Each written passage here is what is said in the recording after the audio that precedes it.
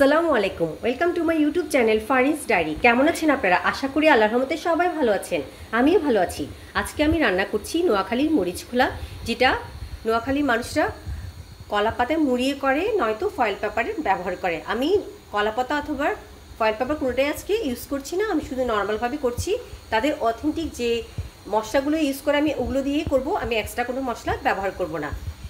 ওরা সাধারণত পাঁচমিশালি মাছ দিয়ে এটা করা হয়, তাই আমি 5 ধরনের মাছ নিয়ে নিয়েছি।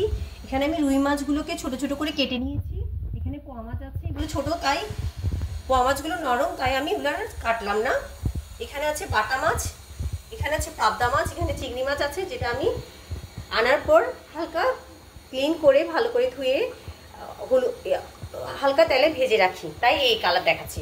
এখানে টমেটো কুচি আছে, পেঁয়াজ কুচি, রসুন কুচি, রসুন বাটা, ধনে পাতা, পরিমাণ মতো লবণ ব্যবহার করব, আর এটা সরিষার তেলেই করব।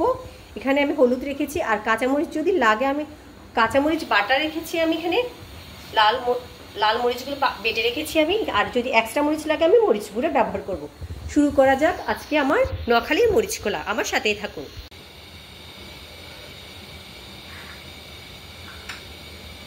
পাত্রে আমি পেঁয়াজ কুচি দিয়ে দিচ্ছি,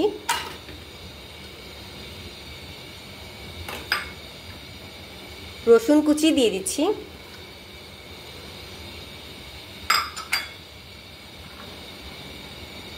রসুন বাটা,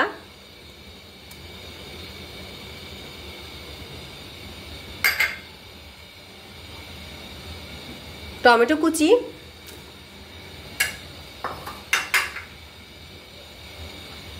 ধনে পাতা কুচি,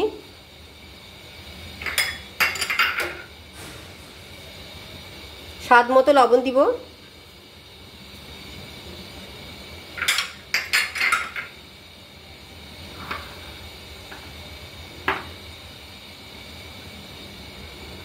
মরিচ বাটা।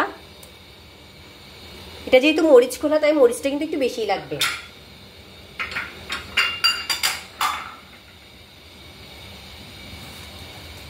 সামান্য হলুদ গুঁড়ো দিব,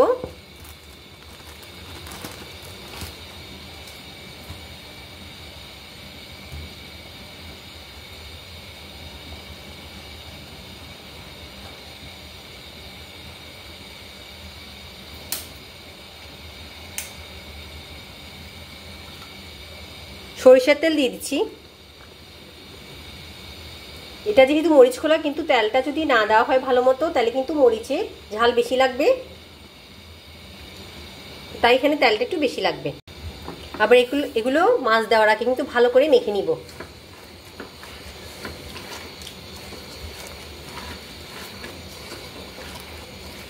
আমার কিন্তু সবকিছু দেওয়া শেষ, আর কিছু এখানে যাবে না।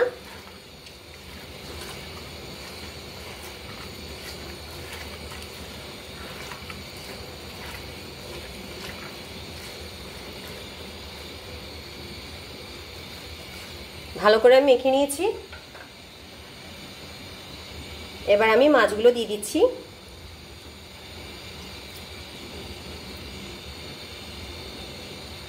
পোয়া মাছ দিয়ে দিলাম, এবার রুই মাছ দিয়ে দিলাম,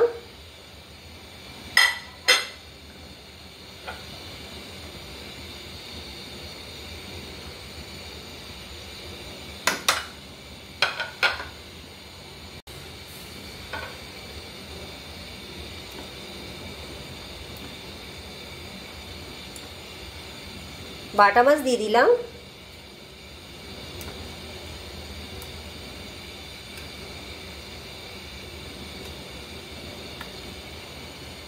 এবার পাবদা মাছ দিয়ে দিচ্ছি,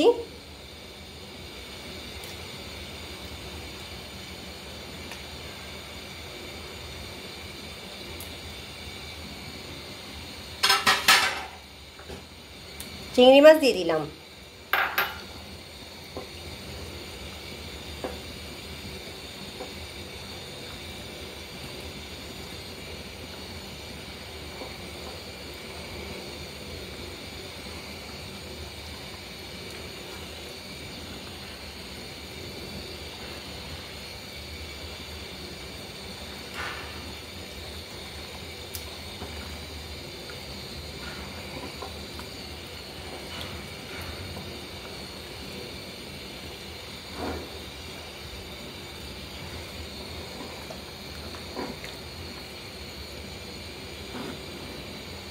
এবার আমি এটাকে ঢাকনা দিয়ে চুলায় বসিয়ে দিব। চুলা জ্বালিয়ে দিয়েছি, আর হলুদ একটু কম হয়েছে মনে হলো, তাই আমি আর একটু হলুদ দিয়ে দিলাম, সামান্য পরিমাণ হলুদ দিয়ে দিলাম। চুলা কিন্তু জ্বালিয়ে দিয়েছি, জাস্ট আমি হলুদটা একটু মিশিয়ে নিচ্ছি। আমি কিন্তু এখানে কোনো পানি ব্যবহার করব না।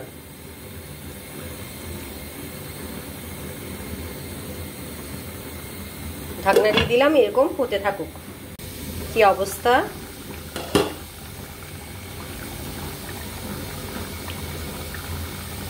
কলা পাতায় মুড়িয়ে নয়তো ফয়েল পেপারে দিলে কিন্তু দেখা যেত না, একসাথে নামানো লাগতো। কিন্তু আমি যেহেতু কলা পাতা আর ফয়েল পেপার ইউজ করিনি, তাই এমনি করছি, তাই একটু দেখছি।